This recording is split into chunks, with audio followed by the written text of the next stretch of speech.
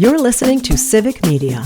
You can tune into any of our live shows on any radio station across the state with the Civic Media app. Find us in your phone's app store and listen anytime, anywhere.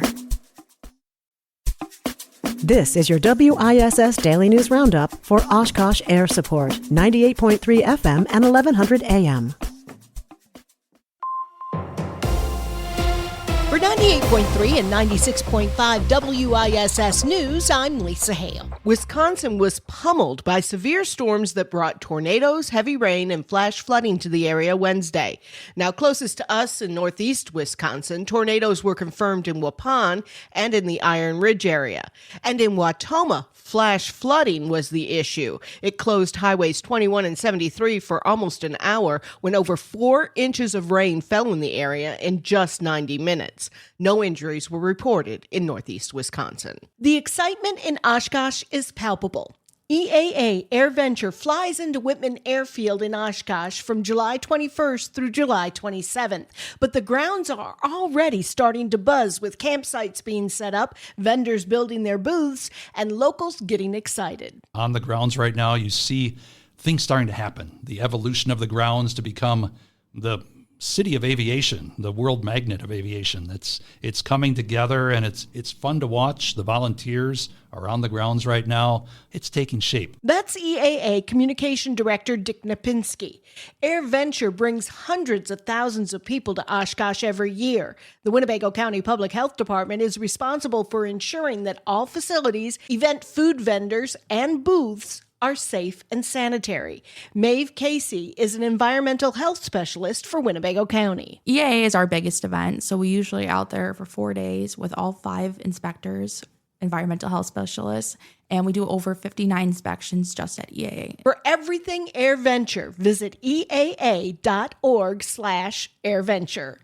California may claim happy cows, but Wisconsin, specifically the Fox Valley, claims laughing cows. Bell Brands USA is now producing its Laughing Cow brand cheese in its Little Chute factory. Bell Brands spent $10 million to add 3,000 square feet and 50 skilled worker jobs to the Little Chute operation that also makes Kokona and Merck's brand cheeses. The Little Chute facility is expected to produce between 23 and 25 million pounds of cheese a year. In April, the biggest event in Green Bay's history happened in the shadow of Lambeau Stadium.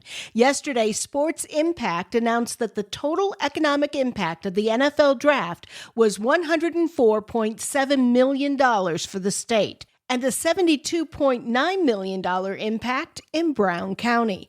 Around 600,000 people attended the draft. Officials say the event cost $11.3 million to put on, including contributions from the Green Bay Packers, donations, and a state grant. Failure to fund a veteran housing program in the state budget has led 3 Northeast Wisconsin lawmakers to action. The legislators introduced a bill to restore $1.9 million to the Veteran Housing and Recovery Program.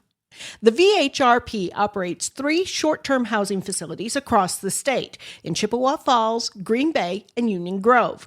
They provide temporary housing, job training, and resources to veterans facing homelessness.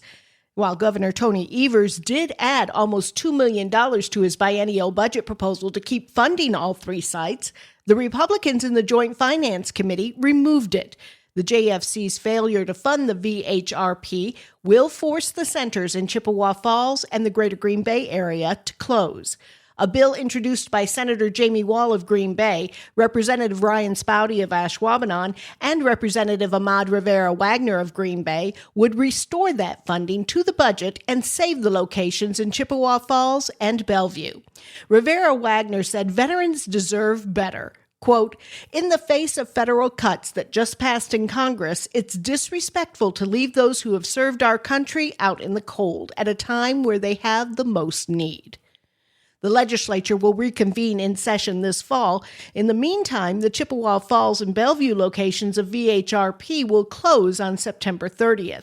Veterans residing at those locations will be offered alternative placement options and will continue to receive assistance through supportive services. 21-year-old James Vanderleest has been officially charged in the June death of 2-year-old Leo Escalante in Green Bay.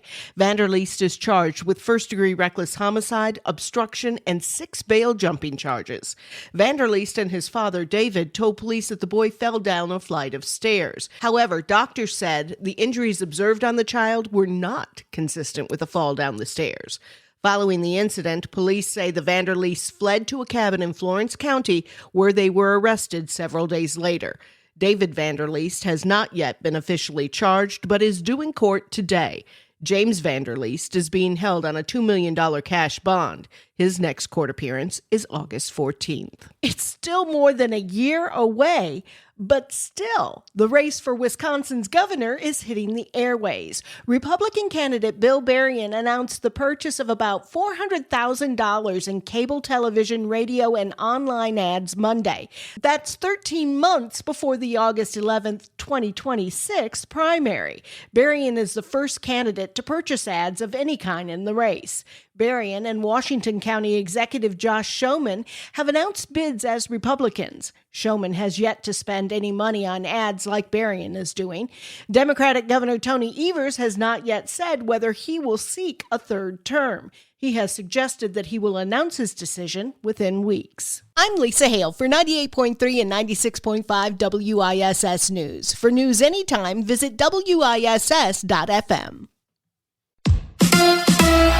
An update on the Brewers' Sal Frelick. Hi, I'm Mike Clemens with sports baseball. The Brewers head to L.A. to play the Dodgers tomorrow night, but their starting right fielder and leadoff batter, Sal Frelick, may not be able to play. An MRI showed Frelick suffered a minor hamstring injury Sunday against the Nationals, but for now, he's day-to-day. Brewers manager Pat Murphy. Hurt my heart, like he's such a key cog in this whole thing. That just ruined my day. NBA, the Bucks have re-signed backup center Chris Livingston to a one-year deal worth $2 million. That comes after losing Brook Lopez to the Clippers following 7 seasons in Milwaukee. Free agency came. Everything happened pretty fast, but looking at my options, I was just thrilled the Clippers reached out. They've been a great team quite a while now, and there's just, a great chance to win a championship here. The Bucks lost to the Bulls last night, 102-98, to close out their Summer League schedule. With sports, I'm Mike Clemens.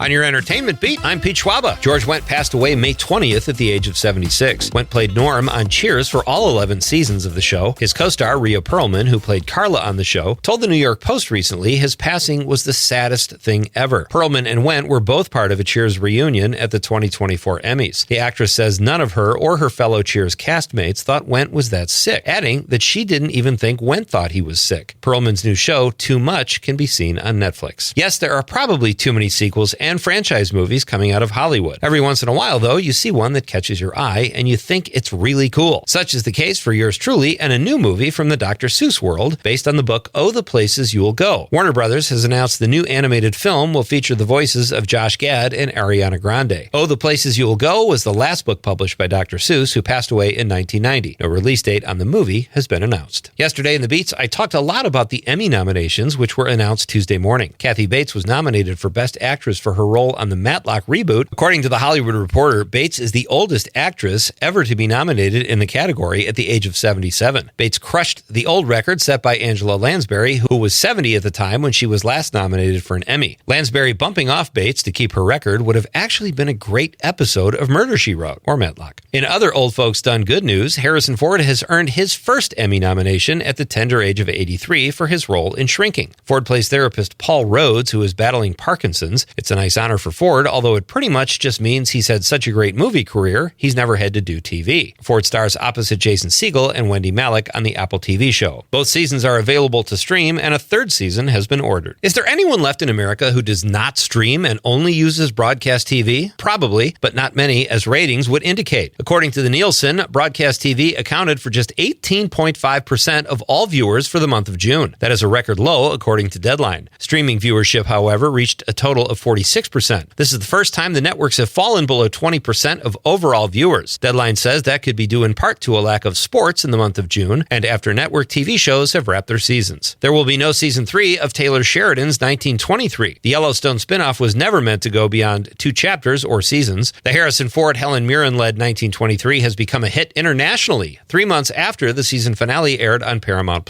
Season 1 of the show has found a new home on Netflix overseas, making it the 9th most watched Netflix show. Can Netflix do anything wrong other than the Jake Paul-Mike Tyson fight? For more showbiz fun, tune into Nightlight with me, Pete Schwaba, weeknights from 6 to 8 p.m. on the Civic Media Radio Network. I'm meteorologist Brandon Bormans. Cooler and less humid today after a wet and stormy Wednesday. Increasing sunshine with highs in the low to mid 70s. Tonight, mostly clear skies with lows in the low to mid 50s. Plenty of sunshine on Friday, highs in the mid 70s. Right now, it's 57. That's your WISS Daily News Roundup from Civic Media. Subscribe to this podcast on Spotify, Apple, or wherever you find your podcasts. Find more news at WISS.FM. The national news cycle never stops, but it can be hard to find news about your local community. Civic Media is dedicated to providing quality local and state news coverage across Wisconsin. With the Civic Media app, you can get notifications about local stories that matter to you and your community. Find the free Civic Media app in your phone's app store and choose notifications from the menu to tell us what kind of news you want to hear about.